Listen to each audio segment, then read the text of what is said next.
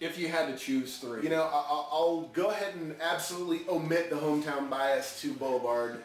They, without mention, they are one of my favorites. But outside of that, Hair of the Dog in Portland, fantastic brewery. Honestly, I'm just not wearing their t-shirt because of it. I really enjoy Russian River. Vinny is making some of the best beers that I've had out there right now. And another one that I'm going to say, it's tough. I mean, I've got two that... Please say Founders. Please say Founders. I've got two that really stick out. One of them is Founders. The other one is Lost Abbey. But when it comes to variety of fantastic beers, Founders actually has it. I mean, those guys usually don't miss, and they're so many times just dead on the money with what they're doing. It's disgusting. They're fantastic. It's hard to find a bad beer that they make. It really is. It really is. And they're a little pricey, but when you think about Lost Abbey and they have their 12-ounce bottles and they're like $22, it's a bit much. It's overwhelming. Yeah, absolutely. So, but yeah, that hats off there to Founders. So having said that, what would you say maybe some of your favorite three styles of beer are? Are there certain styles that you kind of are really partial to? To the core, I'm absolutely a hophead by nature. Give me IPAs, give me double IPAs, give me the strongest IPA you can manage, and I'm happy.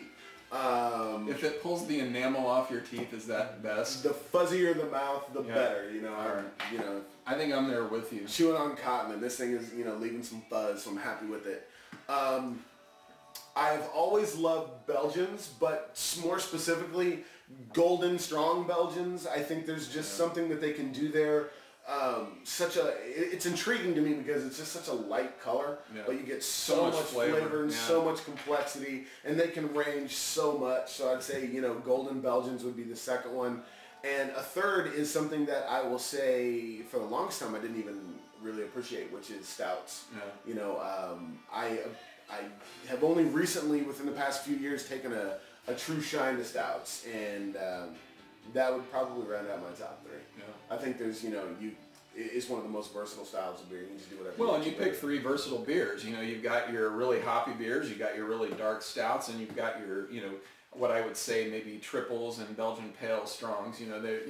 If you could only have three styles, that really covers a good, gamut. So, do you have a go-to beer that you can really buy anytime? So you're out, you're on your way home from work and you're like, I just want something that I can drink. What's kind of your go-to beer that you pick up? I'm actually kind of happy to say that this go-to beer that I have, of course, is my favorite style. It's an IPA.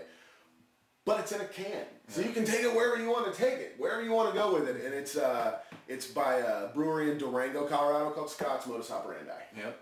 And actually, when I did my interview, I don't know, maybe back in June or whenever, that was one that I chose too. And I think that really says a lot for canned craft beer. It really gives it a sense of, I can just take it anywhere. I can buy it on the way home from work, and so that's interesting. I actually chose that one as well. So it's fantastic beer. Cool. Do you have any white whales? Are there any beers out there that you're just like, I would sell one of my nuts to get? No, nothing that I would actually lose a nut for. But maybe the end of my pinky. It's not something that I use that often. So you wouldn't be Lance Armstrong for beer? No. Okay. No. Okay. But at least as close as I can come to that. You've reviewed one. It's a Weston 12. Yeah. I didn't have the opportunity to enjoy that one. I want to see what it's all about, frankly. Yeah. If you're called the best beer in the world, I want to see why you're called the best damn beer in the world. Makes some sense to me. And you seem to like it. And it was really good. It was really good. And I don't think, not to go too off topic, but I just wanted you to have a drink of this new fresh hop ale from Boulevard.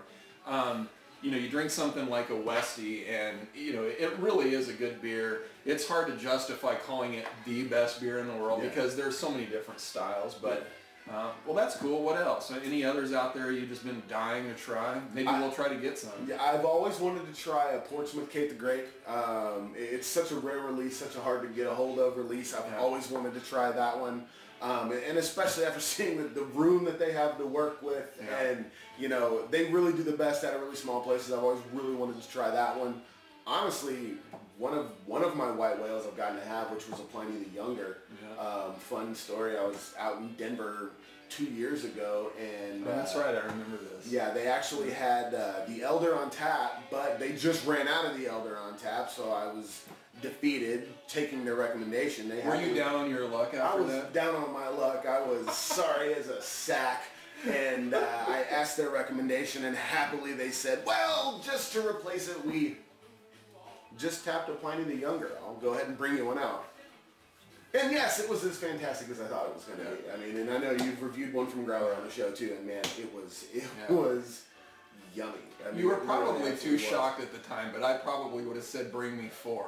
I don't know. Yeah. Set them right here, and I'll drink them all, and I promise I will leave after that. Yeah, absolutely. It was. Did you say that was at the Falling Rock? I was at the Falling Rock and at the Tap House. Yeah. I've had a few fantastic beers out there. I got to get out there sometime. Once had the mistake of downing an entire Dogfish Head Fort to myself, and needless to say, I probably won't be doing that. That is a funny story, and I want you guys to go back and watch my Dogfish Head Fort review, because I actually talk about Tim in that well before he started showing up on the show. So Tim texts me, or not texts me, but he IMs me on Facebook one night. He's like, hey dude, I'm getting ready to open this Dogfish Head Fort. Do you want me to tell you how it is? And I said, absolutely. So he opens it, and I didn't know much about it at the time, so I went to do some research on Beer Advocate just to kind of see what it was that he was drinking, even though I knew about it, but I just didn't really know a lot about it. And I found out that it was an 18% beer, and that it comes in a big 750 milliliter bottle like that. And I IM'd him back and I said, well, that's an 18% beer, right? And he's like, no, I didn't know that. It's raspberry ale. And I think you don't expect raspberries at 18% most of the time. Well, you'd already had a lot to drink that night, I'd actually already killed a 750 Allagash White. Yeah. So, wow. Bad things ensued. Just be sure of that.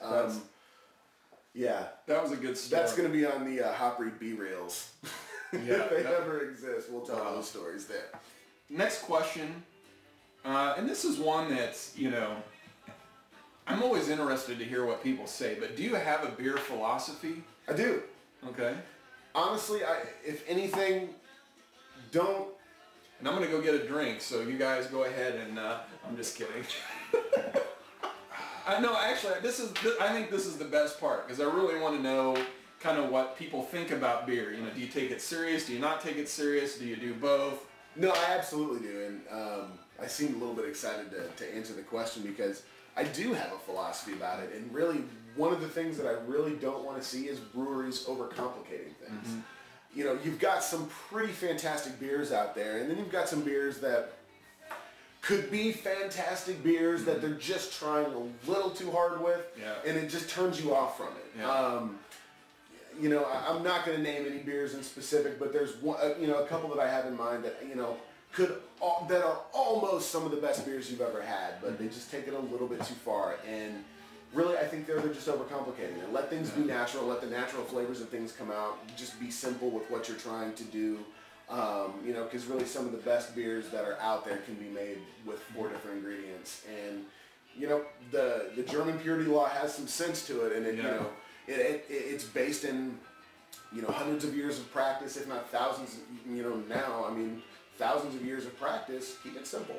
Don't overcomplicate it. And I think that's some fantastic results. I think it's good that you bring that up, the purity law, because in some ways, at least here in the United States, I think we really want people to be adventurous. We want something to wow us. Yeah. And I think if you stay within the guidelines too much, that you almost really don't ever have the ability to grow as a country or population or, as a beer community. But I agree with you. I think there are, breweries out there that really, they just go a little bit too far. But having said that, one of the questions I guess would be a sub-question of that question is, how seriously do you think you should take beer? And I ask that question because a lot of times we see folks who are, oh my God, I got this bottle of Dark Lord and I'm never going to open it. And to me, it's like, it really is. I know the stuff is collectible and I know that it can get you other rare beers, but at the end of the day, isn't it really just beer?